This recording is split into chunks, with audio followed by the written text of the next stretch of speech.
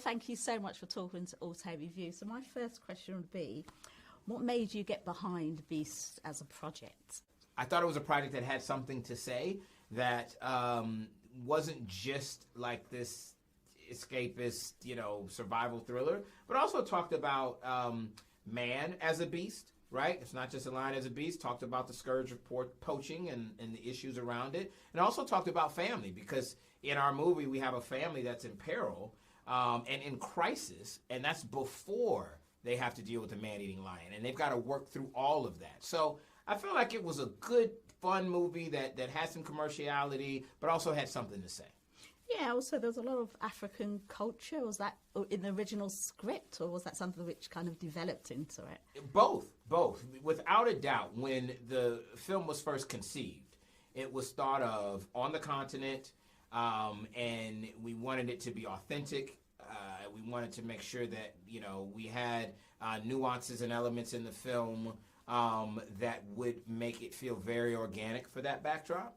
And then as we got going, and even as we went into production, one of our actors is Sharlto Copley, who is a native South African. He certainly helped us in terms of explaining the nuances of the characters, the local culture, how poaching really works, and the challenge that it presents to the local environment and to the country as a whole. So there were things that we thought about before and things that we learned that we wanted to include. But everything we did was definitely with an eye towards an authentic showcase and reverence to the continent of Africa, and specifically the country of South Africa.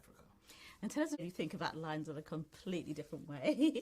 So were there any real lines involved, or was that CGI? Well, in the movie, the lion that you see, all the lions that you see are CGI, because there's really no way to film lions doing what we had the lions do in a humane and safe way for the lions or the actors. But we did have real lions that we used for reference, because we wanted the lion in the movie to look really real. And so we spent a lot of time studying real lions and their movements in the environments that we were in, so that we could recreate them in an accurate way. And working with Idris, what was that like? It's always great. Always great. This is our 6th movie together, and we've had a lot of fun.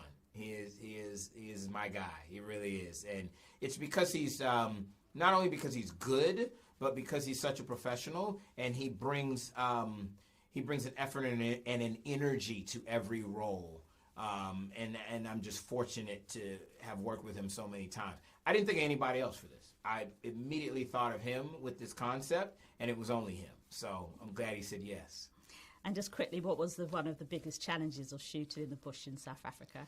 You've got a lot of real nature around you at all times. There would be, things crawling in your hut at night, and, you would hear animals outside. The bush comes alive at night, and you hear everything, howler monkeys and lions growling and elephants, stomping, hitting over trees. It's an interesting experience when you're not used to it. But it's also very, very liberating, to be in an environment that is so natural and so untouched by man, because we were so far away from the nearest city. And so there was something that was very freeing about that, and I think lent itself to the production, really. And final question, what did you think about Will Smith's apology? I thought that he was being very vulnerable, and he's going through his own journey. And I thought that it was refreshing to see how vulnerable and honest that he's being. And I'm hoping for the best for him. I really am.